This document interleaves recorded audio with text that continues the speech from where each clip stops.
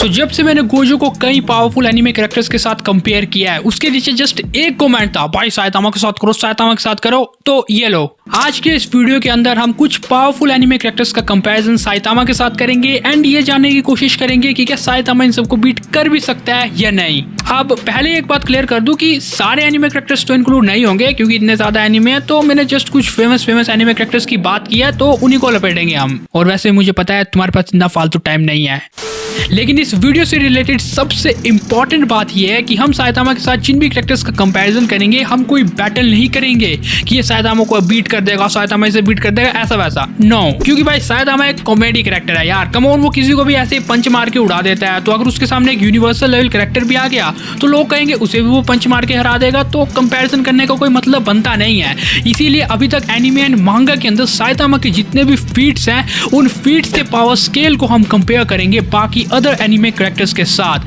And उनके feats and power scales को देखने की कोशिश करेंगे कि वो कितने पावरफुल है। तो बस ये कॉन्सेप्ट है, चालू करते हैं। नंबर 15 संग जिन वू। सो वेल, सबसे पहले मैंने संग के साथ साइतामा को इसीलिए कंपेयर किया क्योंकि इससे ही आपको बाकी कंपैरिजंस का आइडिया लग जाएगा। लाइक सबसे पहले हम साइतामा के फीट्स के पावर स्केल को संग के फीट्स के पावर स्केल से कंपेयर करेंगे एंड बिल्कुल ऐसा ही करते जाएंगे। तो अगर हम साइतामा की बात करते हैं तो साइतामा के मैं आपको मेन फीट्स बता देता हूँ। जैसे इसने जस्ट अपनी फाट से स्पेस में वैक्यूम बना दिया था जिससे ये बहुत ही ज्यादा तेज ट्रेवल कर रहा था। साइतामा ने अपनी सुपर स्नीज से जुपिटर को उड़ा दिया था एंड जुपिटर 1300 अर्थ्स के इक्वल है। लेकिन साइतामा का सबसे खास फीट है जब कॉस्मिक गारो के साथ बैटल करते करते इसने स्टार्स को मूव एंड डिस्ट्रॉय कर दिया था। अब एक स्टार को डिस्ट्रॉय एंड मूव करने के लिए आपको एक गैलेक्सी लेवल कैरेक्टर होना जरूरी है एंड साइतामा वो है। इवन कॉस्मिक गारो एक गैलेक्सी लेवल कैरेक्टर है एंड साइतामा ने बाद में जीरो पंच से उसे भी डिफीट कर दिया था। एंड जब इसने इन स्टार्स को डिस्ट्रॉय किया था वो तो एक गैलेक्सी लेवल का फीट है ही है। मतलब तुम एक बात तो कह सकते हो कि साइतामा एक गैलेक्सी लेवल कैरेक्टर तो है ही है एंड अगर इसने कॉस्मिक गारो को भी बीट कर दिया तो मल्टी गैलेक्सी मान लो। लेकिन गलती से भी साइतामा को यूनिवर्सल लेवल कैरेक्टर मत मानना क्योंकि उस लेवल का फीट इसने शो नहीं किया है, तो वहां तक तो जाना ही मत। एक गैलेक्सी या उस गैलेक्सी से थोड़ा ज्यादा पावरफुल, इतना मान लो। पहले अगर तुम पावर स्केल के इस लेवल को संग के पावर स्केल के लेवल से कंपेयर करते हो तो वो कुछ ज्यादा खतरनाक है। लेकिन पहले संग की कुछ एबिलिटी सुन लो। जैसे ये किसी को भी रियलिटी से इरेज कर सकता है, ये टाइम को ट्रांजैक्ट करना जानता है, यानी टाइम मैनिपुलेशन एक तरह से। अब संग के पास डायमेंशन मैनिपुलेशन है जिसे हम ओमनीपोटेंट कहते हैं। टेरिटरी ऑफ एटर्नल रेस्ट नाम की एक रेलम के अंदर संग ओमनीपोटेंट बीइंग है, यानी वहां पे ये कुछ भी कर सकता है एंड इसे हर चीज का पहले ही पता चल जाएगा। और अगर आप इतना सब कुछ जानने के बाद भी आइडिया नहीं लगा पा रहे हो तो बस ये सुन लो, सोलो लेवलिंग के यूनिवर्स के अंदर जब यूनिवर्सेस एंड मल्टीवर्सेस भी नहीं थे, उससे पहले एब्सोल्यूट बीइंग था, जिस एब्सोल्यूट बीइंग ने 8 मोनार्क्स एंड 8 रूलर्स को बनाया था। अब बेसिकली उन्हीं रूलर्स में एक बंदा था एशबॉर्न एंड वही पर्टिकुलर एशबॉर्न बाद में मोनार्क्स की टीम में शामिल होता है एंड वो बनता है शैडो मोनार्क। अब मैंने आपको एशबॉर्न के बारे में इसीलिए बताया क्योंकि संग जिन वू एशबॉर्न का ही होस्ट है, यानी संग जिन वू एक तरह से वही एशबॉर्न की पावर्स को होल्ड करता है जो लिटरली यूनिवर्सेस एंड मल्टीवर्सेस से भी पुराना है। तो अब तुम पावर स्केल को देख लो कहां जाता है। तो हाँ, डेफिनेटली पावर स्केलिंग के मामले में संग का पावर लेवल साइतामा से बहुत ही ज्यादा है, लेकिन बैटल में कुछ भी हो सकता है। लाइक साइतामा फनी है, पंच मार के उड़ा दिया, लेकिन हम जस्ट पावर स्केल को कंपेयर कर रहे हैं, याद होगा तुम्हें। सो उस केस में संग जीत गया। Number 14 Ryomen Sukuna. अब टू बी ऑनेस्ट कोई चांस नहीं है। लाइक सुकुना का पावर स्केल साइतामा के आसपास भी स्टैंड नहीं करता है। अगर तुम इसके अनलिमिटेड स्लैशेस की भी बात करते हो तो साइतामा के ऊपर घंटा भी असर नहीं करेंगे ये। साइतामा मैजिक से इम्यून है, जो बात हमें मांगा से पता चलती है। इवन अगर तुम अनलिमिटेड स्लैशेस की मैक्सिमम आउटपुट यूज करते हो तब भी साइतामा के पास नेक्स्ट लेवल की ड्यूरेबिलिटी एंड स्ट्रेंथ है। साइतामा फिजिकली इतना स्ट्रॉन्ग है कि सुकुना के बिलीव मी अनलिमिटेड स्लैशेस तो छोड़ो, वर्ल्ड बाइसेक्टिंग स्लैशेस भी कोई असर नहीं करेंगे साइतामा के ऊपर। और इवन अगर तुम इसके मेलवेलेंट श्राइन यानी सुकुना के डोमेन एक्सपेंशन को भी ऐड कर देते हो तो ये 200 मीटर के एरिया में हर एक चीज को डिसइंटीग्रेट कर सकता है, लेकिन साइतामा को नहीं कर सकता क्योंकि साइतामा के पास इतनी ड्यूरेबिलिटी एंड स्ट्रेंथ है कि उसके ऊपर इन बाइसेक्टिंग स्लैशेस का यूज होगा ही नहीं। बस ये सिंपल सा फंडा है भाई। स्केल कहाँ पे है इनका, पावर स्केल में साइतामा कहाँ मल्टी गैलेक्सी तक पहुंच रहा है, सुकुना कहाँ बीट कर पाएगा गैलेक्सी लेवल प्लस कैरेक्टर को, जरा खुद सोचो यार तुम। हाँ वो बात अलग है कि एक बिल्ली ने ही साइतामा को क्रोंच मार दी थी, लेकिन टेक्निकली देखा जाए तो नहीं कर सकता सुकुना उसे बीट। Number 13 mash बर्नडेंट। अब ये दोनों कैरेक्टर्स एकदम सिमिलर ही है। अगर तुमने मैश एनिमे देखा है एंड इसकी मांगा को फॉलो किया है तो तुम्हें पता होगा कि इस कैरेक्टर का भी सेम सीन साइतामा की तरह ही है। इसने अपनी फिजिकल बॉडी को इतना ट्रेन कर लिया है कि ये किसी को भी जस्ट अपनी स्ट्रेंथ से मार देता है, just like Saitama. But the question is कि क्या इसकी strength, durability, speed, reflexes, fighting skills क्या ये साइतामा के लेवल की हैं? बिल्कुल भी नहीं। देखो अगर तुम मैश के कई पावरफुल फीट्स को लेके चलते हो तो इसने इनोसेंट जीरो को बीट कर दिया था जिसके पास टाइम मैनिपुलेशन की पावर थी, तो सोच के देखो। इसके बाद इसने गॉड्स के डोर्स को ब्रेक कर दिया था जिसे इससे पहले आज तक कोई नहीं कर पाया था। अब मैश बॉन्डेंट ने डूम को बीट कर दिया था एंड डूम को अकेला प्लैनेटरी लेवल कैरेक्टर बताया जाता है, तो यानी आप ये कह सकते हो कि मैश एक प्लैनेटरी लेवल कैरेक्टर को बीट कर सकता है। एंड सबसे इंपॉर्टेंट बात यह है कि इसने कॉन्टिनेंट को भी जस्ट अपनी फिजिकल स्ट्रेंथ से पुश कर दिया था, पूरे कॉन्टिनेंट को।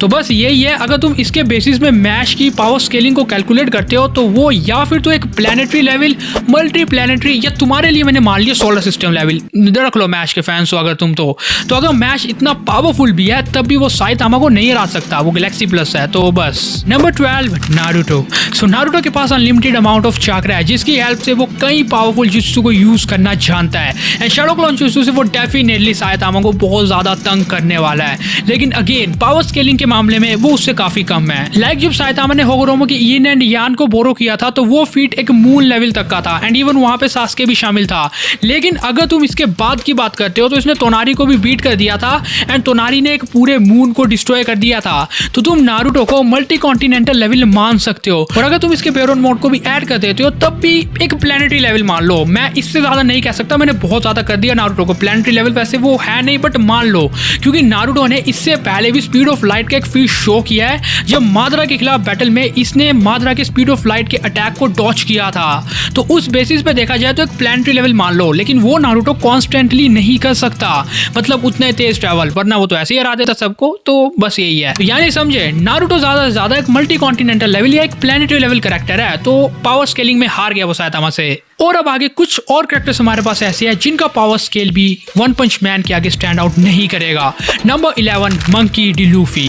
अब 5th गियर को एक्टिवेट करने के बाद मंकी डी लूफी इतना पावरफुल हो गया था कि वो अपनी इमेजिनेशन से खुद स्पीक कर सकता है। एक तरह से 5th गियर उसकी डेविल फ्रूट की अवेकनिंग थी, जिसके बाद वो अपनी इमेजिनेशन पावर से जो भी वो इमेजिन करेगा वो हो जाएगा एंड वो कर देगा वो।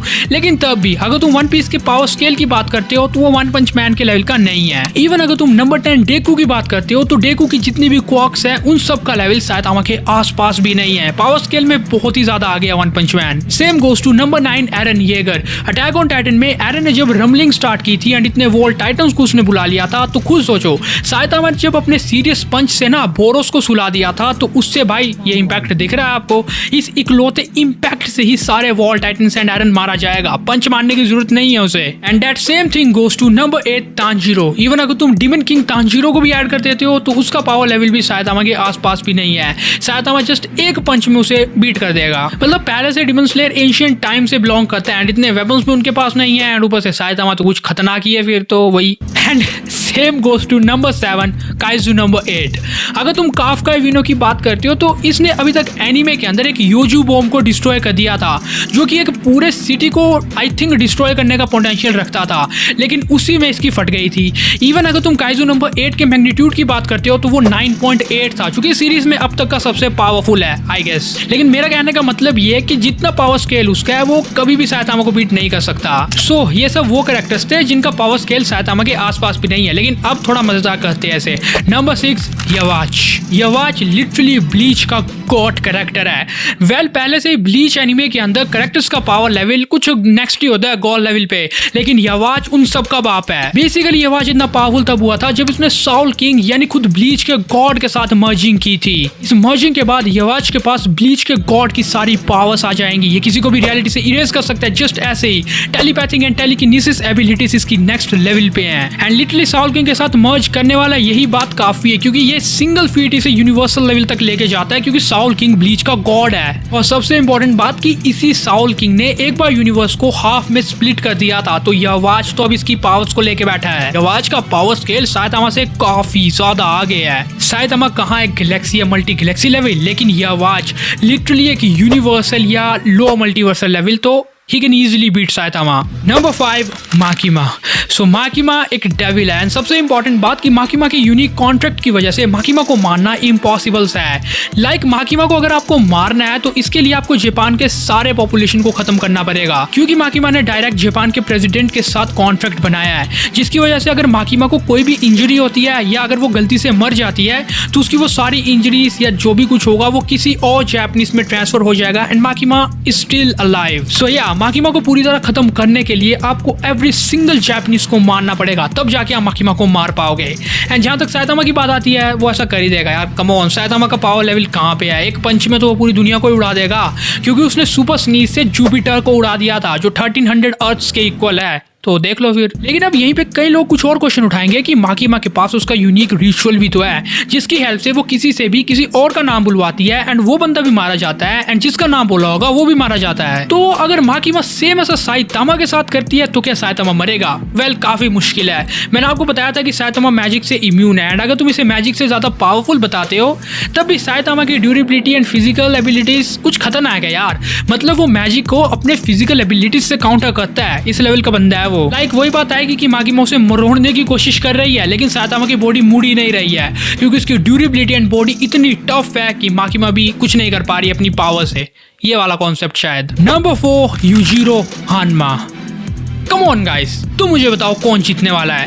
मतलब यार इस वीडियो को लेके मुझे इतने लोगों ने अब तक कह दिया कि भाई यूजिरो क्या साइतामा को बीट कर सकता है। यार तुम्हें ऐसा लगता भी क्यों है? मतलब अगर तुम strength, durability, speed, reflexes, fighting ये सब कुछ कंपेयर करते हो तो यूजिरो 1 या 2% भी नहीं है साइतामा का। अब देखो यूजिरो नो डाउट एक पावरफुल कैरेक्टर है जो पंचेस से अर्थक्वेक्स को रोक सकता है। इवन बाकी के साथ फाइट में हमने इसकी पावर्स को देखा था, लेकिन साइतामा कुछ गैलेक्सी लेवल प्लस है भाई।